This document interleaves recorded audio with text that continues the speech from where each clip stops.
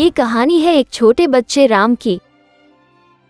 उसे स्कूल में सब एक स्मार्ट बच्चा मानते थे क्योंकि वो था भी स्टडी में होशियार, खेलों में बेहतर और हाजिर जवाब। वो एक सुंदर से घर में अपनी बहन दीप्ति और मम्मी पापा के साथ रहता था। उसके मम्मी पापा और उसकी बहन दीप्ति ही उसका ये राज जानते थे कि रात होते ही उसकी पम बज जाती है, क्योंकि राम को अंधेरे से बहुत डर लगता है और डर भी इतना लगता है कि अंधेरे कमरे में जाना तो दूर की बात है, हल्की रोशनी से भी उसका सुसु निकल जाता है। मम्मी पापा और बहन दीप्ति के कमरे के बीच में राम का एक बड़ा सुंदर और हवादार कमरा था, लेकिन फिर भी वो रात को डर के मारे दीप्ति के कमरे में घुस जाता था। दीप्ति को अपने भाई से बड़ी चीड़ उठती थी क्योंकि वो सारी रात एक टॉर्च को नाइट लैंप की तरह जलाए रखता था। दीप्ति राम से पूछती है, अरे राम, तू इतना डरपोक क्यों है? राम को खुद ही नहीं पता था कि वो क्यों डरता है। राम ये बात जानता था कि भूत और राक्षस तो सिर्फ कहानियों में होते हैं, लेकिन फिर भी वो डरता था। तो वो दीप्ति से कहता है, पता नहीं दीदी, मुझे डर क्यों लगता है। दीप्ति कहती है, चल कोई बात नहीं, अब सो जा, बहुत रात हो गई है। फिर राम चुपचाप सो जाता है। अगले दिन जब सुबह होती है और राम सोकर उठता है तो वो देखता है कि उसके मम्मी पापा और बहन सामान पैक कर रहे थे। राम उनसे पूछता है, क्या हम सब कहीं जा रहे हैं? तब उसके पापा कहते हैं, हाँ बेटा, आज हमें दीप्ति के एडमिशन की वजह से बाहर जाना है। हम जल्दी घर वापस आ जाएंगे, तुम्हें छोड़कर जा रहे हैं। राम ये सुनकर डर जाता है और कहता है, दिन में तो मुझे कोई प्रॉब्लम नहीं है, पर आप लोग जल्दी आ जाना। राम की मम्मी कहती है, बेटा हम जल्दी आ जाएंगे, तुम अपना ध्यान रखना। मैंने तुम्हारा खाना फ्रिज में रख दिया है, टाइम पर खा लेना। मम्मी वो सब तो ठीक है, पर आप लोग प्लीज टाइम पर घर आ जाना। आपको पता है न, मुझे अंधेरे से डर लगता है।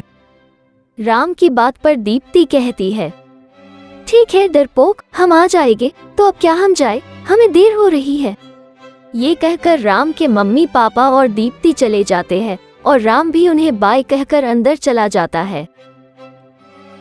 राम घर में अपना टाइम काटने के लिए पहले अपना होमवर्क करता है और थोड़ी स्टडी करता है और फिर हॉल में जाकर टीवी देखता है। जब वो टीवी देखते देखते बोर हो जाता है तो वो घर के बाहर जाकर अपने मम्मी पापा और दीप्ति का इंतजार करता है। काफी समय बीत जाता है पर राम के घर वाले वापस नहीं आए होते हैं। राम टाइम देखता है और उदास हो जाता है और खुद से कहता है, अब तो रात होने वाली है और ये लोग अब तक नहीं आए हैं, अब मेरा क्या होगा। थोड़े समय बाद अंधेरा हो जाता है और डर के मारे राम अपने रूम जाकर चुपचाप डरा और सहमा हुआ बैठ जाता है। जब राम अपने कमरे में बैठा होता है तो उसे अपने घर के बाहर से आवाज सुनाई देती है, कोई मेरी मदद करो, मैं यहाँ फंसी हूँ।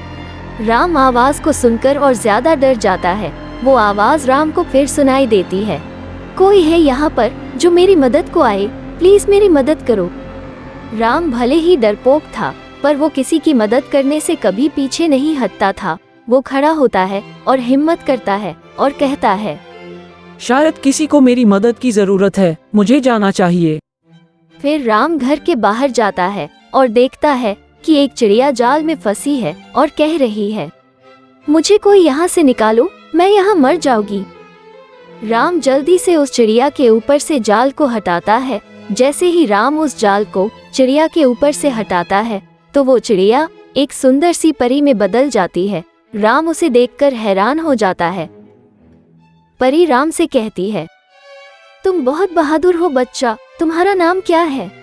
राम कहता है, मेरा नाम राम है। क्या आप सचमुच की एक परी हो? मुझे तो अपनी आंखों पर यकीन ही नहीं हो रहा है। परी राम की बात सुनकर हंसती है और कहती है, हाँ राम, मैं सचमुच की परी हूँ। मैं यहाँ धरती पर इंसानों के जीवन के बारे में जानने आई हूँ, पर मैं यहाँ फंस गई थी। तुमने मुझे बचाया, तुम्हारा बहुत बहुत धन्यवाद। वैसे तुम कहाँ रहते हो? मेरा घर यही पास में ही है, आप चाहे तो मेरे घर चलकर आराम कर सकती है। राम के कहने पर परी राम के घर चली जाती है। परी राम से कहती है, तुम्हारा घर तो बहुत अच्छा है। अच्छा राम, तुमने मेरी जान बचाई, बताओ मैं तुम्हारे लिए क्या कर सकती हूँ? राम परी से कहता है, नहीं, आप परेशान मत होइए, आपकी जान बचाना तो मेरा फर्ज था, क्योंकि मम्मा कहती है अगर कोई मुसीबत में हो तो हमें उसकी मदद करनी चाहिए। परी कहती है, तुम बहुत अच्छे हो राम, लेकिन सोचो फिर भी अगर तुम्हें कुछ चाहिए हो तो मुझे बताओ, अगर मैं तुम्हारी मदद कर पाई तो मुझे बहुत अच्छा लगेगा। फिर राम कुछ सोचता है और परी से कहता है, परी, आपको पता है मुझे अंधेरे से बहुत डर लगता है, पता नहीं क्यों डर के मारे मेरा सुसु तक निकल जाता है। परी राम की बात सुनकर हंसती है, जिससे राम उदास हो जाता है। राम को उदास देखकर परी कहती है, अच्छा ठीक है, बताओ इसमें मैं क्या कर सकती हूँ। राम कहता है, अगर आपके पास कुछ ऐसा जादू है जिससे मुझे कभी डर न लगे तो बताइए। फिर परी राम को एक लॉकेट देती है और कहती है, ये एक जादुई लॉकेट है, जब तक ये तुम्हारे पास रहेगा तुम्हें कभी डर नहीं लगेगा, और अगर फिर भी तुम्हें डर लगे तो तुम इस लॉकेट में जब भी मुझे आवाज दोगे तो मैं तुरंत तुम्हारे पास आ जाऊंगी। राम वो लॉकेट लेकर खुश हो जाता है और परी से कहता है, थैंक यू परी, आज आपने तो मेरी सारी प्रॉब्लम्स ही दूर कर दी। फिर परी राम से कहती है, राम अब मुझे चलना होगा, बहुत समय हो गया है, परीलोक में सब मेरा इंतजार कर रहे होंगे। ये कहकर परी आसमान में उड़ती हुई चली जाती है। परी के जाने के बाद राम के मम्मी पापा और बहन भी वापस आ जाते हैं। राम की माँ राम को गले लगाती है और कहती है, सॉरी बेटा, हमने आने में देर कर दी, तुम ठीक तो हो ना। फिर राम कहता है, मम्मी आप परेशान मत हो, मैं बिल्कुल ठीक हूँ, मुझे आज बिल्कुल डर नहीं लगा और ना ही अब मुझे कभी डर लगेगा। दीप्ति राम की बात सुनकर हंसी और बोली, तुझे डर लगता है या नहीं वो तो अभी सोते वक्त पता चल जाएगा, जब तू डरा हुआ भीगी बिल्ली की तरह मेरे कमरे में आएगा। रात को जब सब अपने कमरे में सोने चले जाते हैं तो दीप्ति राम का इंतजार कर रही होती है कि वो कब आएगा। जब राम नहीं आता तो वो राम के कमरे में जाकर देखती है तो राम सो चुका होता है। फिर दीप्ति कहती है, शायद राम सच में बहादुर हो गया है, अब वो डरपोक बच्चा नहीं रहा, और ये कहकर अपने कमरे में सोने चली जाती है।